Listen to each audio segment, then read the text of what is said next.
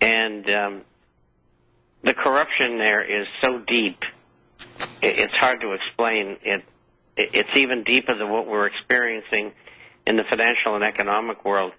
In 1948, a very eloquent speaker who had been a congressman and a governor, James Michael Curley, was elected the mayor of Boston. And just one little hitch, he was ensconced in Danbury Federal Penitentiary at the time for wire fraud. And that's the kind of mentality you have in Massachusetts, and that's why I don't live there anymore. That sounds like Chicago. Bob, I got a question for you. I had a chance over the last few months to be down in Florida, and I have a friend whose uncle is a former U.S. senator.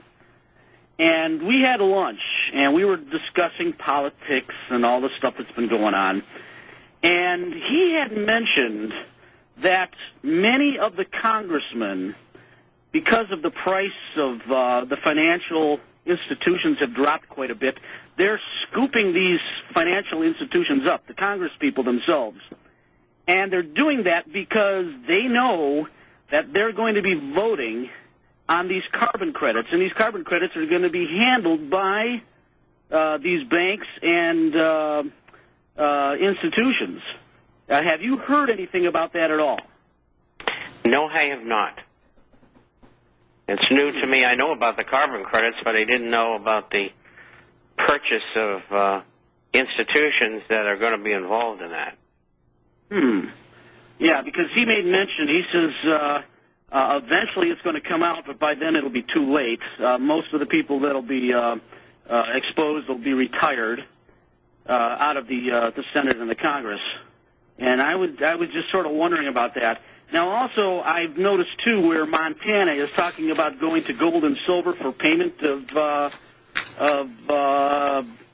bills. And I was wondering if you've heard anything about that at all.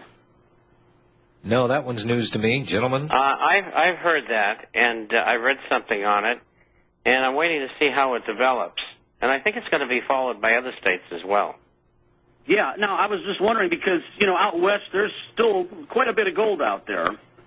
And I would think that those states, instead of dealing with Federal Reserve notes, which are dropping in value drastically even as we speak, that they would have their own little supply of gold and silver, and they'd have their own little money system going on there. So I was just kind of curious if maybe I ought to move out west and start panning for gold. Yeah, well, that will soon be illegal, brother. You're probably right. I don't know. Are you talking about the new bill, Rob? Yeah. It'll pass the House, but I do not think it will pass the Senate. Yeah, that was the Nick Rahal. He's the chairman of the House Resources Committee. Right. He introduced that mining reform legislation.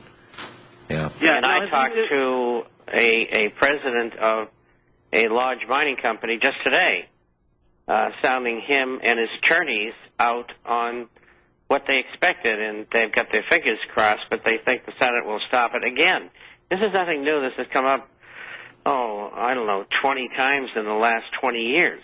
But if they want if they want something done, Bob, they keep bringing it back until they get it done. Yeah. And, even Rosa DeLauro over in Connecticut, she's talking about outlawing backyard gardens. Well, that's right. They are, and you probably saw the bulldozing of gardens in South Los Angeles here a couple of years ago.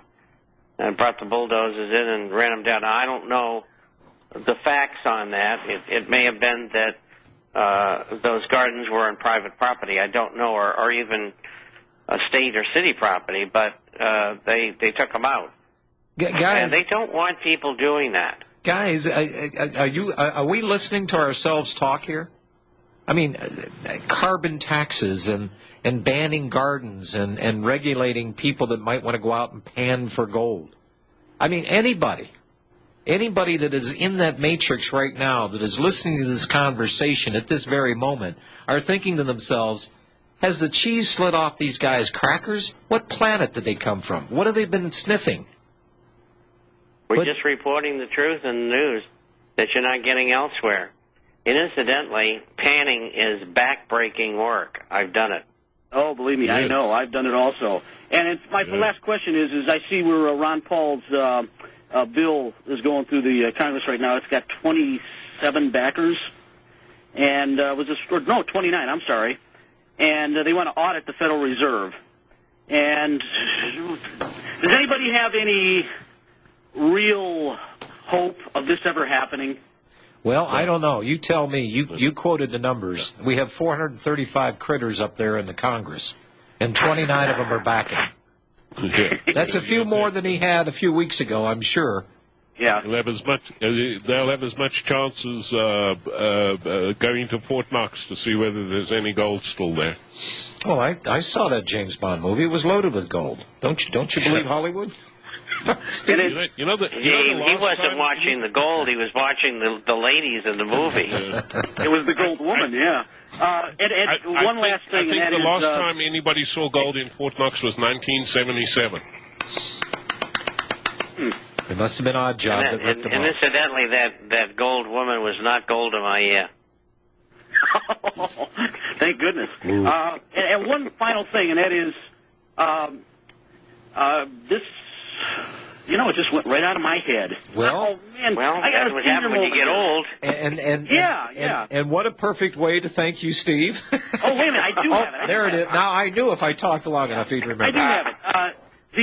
The amount of money that would cost to cover all the derivatives in the world, it would cost every human being on the planet $200,000. What a deal! You mean we Just get? chump change. I get to cough up $200,000 along with other 6 billion people on the planet, and everything will be cough okay. it up. Come on. Hey, John carries that in his back pocket. yeah, along with Let you guys go. my pan for gold. Yes. Thank you, Let's Steve. let you guys go. All right. Thanks for your call, Rick in Arizona. Hello, Rick. You talking to me? I'm talking to you. Say, I got a Krugerrand here in a fingernail file, Okay. and I'm wondering, in a baggie, I'm wondering how many scrapes will it take to get me the archives for 1 year? How many scrapes? Yeah, how much gold dust? Oh gosh, I don't know. Why don't you ask the guy that's panning for gold? I don't know. So I got to send Federal Reserve notes. You have to send FRNs because we don't have an assayist, and I can't check your Krugerrand content. Yeah. You guys are a little. Let me tell you something about the Chinese. I've been working with immigrants and minorities almost all my life, and I know the Chinese very well. And these people are so superstitious. They're worse than the American Indians were when they came in, when the white people moved west. They are scared to death of the white man. Sure, if you go to Korea and try to cross and get close to their borders, they might, shoot back. But their country has been invaded 5 times and they've lost. They are not aggressive people. And what we hear coming out of the media is just to make American people hate the Chinese for some reason. It probably has something to do with a currency transaction. But these people are very docile. And the only person I'm scared of is a whacked-out Russian with Canaanite heritage. They're the only one that's a threat to America. Countries in the middle of nowhere, nobody's going to invade us. The Mexicans and the blacks, they stay to themselves. I don't see where we're coming off of. We're going to be White man, this could be construed as hate talk, But Well, no, it's a fact. you're right. No, I think it's very constructive. Yeah. Look, if they're I scared really of a 6'4" do. guy I mean, Colorado. it's just a fact. It's his experience. I mean, what better gauge can it be than that? Look it. China is no threat to anybody except if you're going to try to be aggressive toward them. And take a look at Russia. Look how many times Russia's been invaded over the years. I mean, Ribbentrop shook Molotov's hand into the agreement. A year and a half, they went in and they knocked out 20 million of them. The Russians are not that dangerous of people. They've been knocked out like 3 times in the last 200 years. Well, I wouldn't want to go up against the Russian Spetsnaz. Yeah. I wouldn't either. No. All right, hey. Rick, We're a little old for that, John, thank goodness. you think? Thanks for your call, Rick. We'll be right back.